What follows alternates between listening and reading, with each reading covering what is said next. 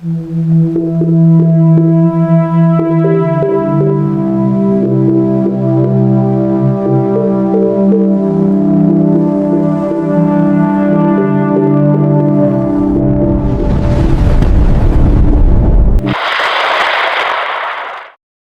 umaga po sa inyong lahat. Narito ang pinakahuling update tungkol sa Bagyong Paulo na may kategoryang Severe Tropical Storm.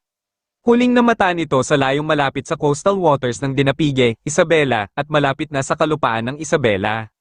Sa kasalukuyan, may lakas itong hangin na umaabot sa 100 km per hour at may pagbugso na umaabot sa 145 km per hour, kumikilos pa kanluran sa bilis na 20 km per hour.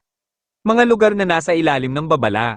Signal number 3, extreme northern portion ng Aurora. Central at southern portion ng Isabela, Dinapigue, San Mariano, San Guillermo, Etiague, Jones, San Agustin, Cordon, City of Santiago, Ramon, San Isidro, Alicia, Angadanan, City of Kawayan, Benito Sullivan, Nagilian, Luna, Reyna Mercedes, Cabatuan, San Mateo, Aurora, San Manuel, Burgos, Gamo, Rojas, Palanan, northern portion ng Quirino. Northern portion ng Nueva Vizcaya, Mountain Province, Ifugao, at northern portion ng Benguet. Makakaranas ang mga lugar na ito ng lakas ng hangin na umaabot sa 89 km per hour at may pagbugso na umaabot sa 117 km per hour.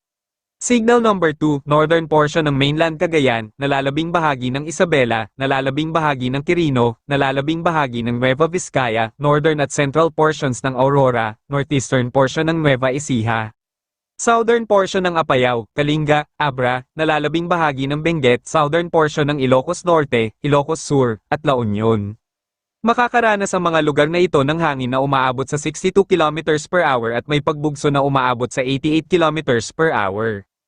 Signal number 1, nalalabing bahagi ng mainland Cagayan, nalalabing bahagi ng Aurora, northern portion ng Quezon, Camarines Sur, Catanduanes, nalalabing bahagi ng Apayao, nalalabing bahagi ng Ilocos Norte, Pangasinan, nalalabing bahagi ng Nueva Ecija. Northern portion ng Bulacan, Tarlac, northeastern portion ng Pampanga, at northern portion ng Zambales. Makakaranas ang mga lugar na ito ng hangin na umaabot sa 39 km per hour at may pagbugso na umaabot sa 61 km per hour. Pinaghahanda ang ating mga kababayan dahil inaasahang tatama ang sentro ng bagyo sa kalupaan ng Isabela. Mapanganib ito sa mga lugar na mababa at bain dahil sa malalakas na pag-ulan. Rainfall warning. Red warning, Aurora, Quirino, Isabela. Orange warning, Cagayan Valley, Kalinga, Mountain Province, Ifugao, Benguet, Nueva Vizcaya, Nueva Ecija. Yellow warning, Albay, Camarines Sur, Catanduanes, Camarines Norte, Quezon, Laguna, Rizal, Bulacan, Pampanga, Bataan, Zambales, Tarlac, Pangasinan, La Union, Ilocos Sur, Abra, Apayao. Gale warning.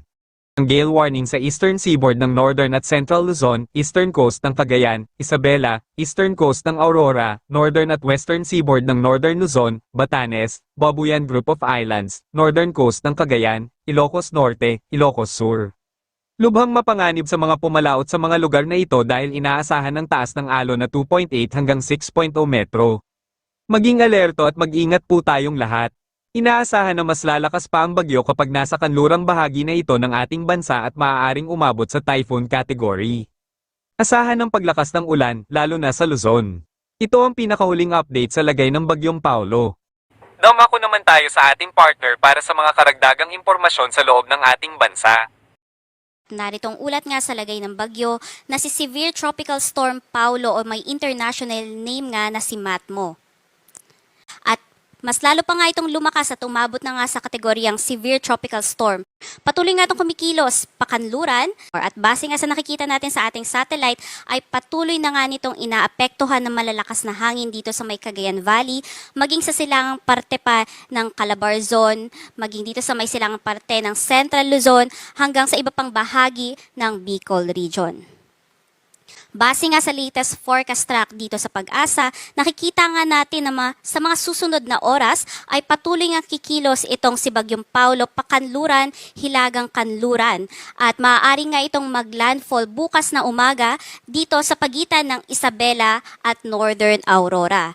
At patuloy nga nitong babaybayin ang kalupaan dito sa may Northern Luzon, maaari nga yung dumaan sa pagitan ng Ifugao at Mountain Province dito sa may Cordillera at maaaring makalabas dito sa may kalupaan sa pagitan ng Ilocos Sur or La Union kung bababa pa siya.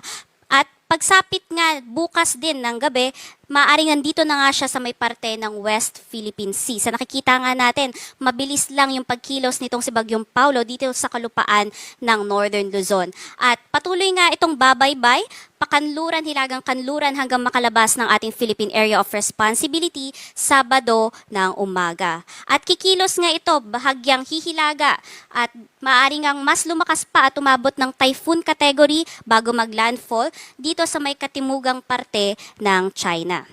At sa nakikita nga natin ngayon sa ating analysis, hindi din natin inaalis yung posibilidad na maaari pang mas bumaba pa yung magiging track nitong si Bagyong Paulo dahil naapektuhan nga yung pagkilos nito ng isang high pressure area sa may parteng taas nitong si Paulo. At kung mangyayari yon, hindi lamang yung mga areas na direktang lalakaran ng mata ni Bagyong Paulo yung maaapektuhan. Maaari pang mas magpababa pa yan at maging iba pang bahagi ng Central Luzon ay maaari pang masama sa ating wind signal. Kaya patuloy tayong mantabay hinggil sa mga latest updates sa pagkilos nitong si Bagyong Paulo, maging sa mga pagbabago ng track niya sa mga susunod na oras.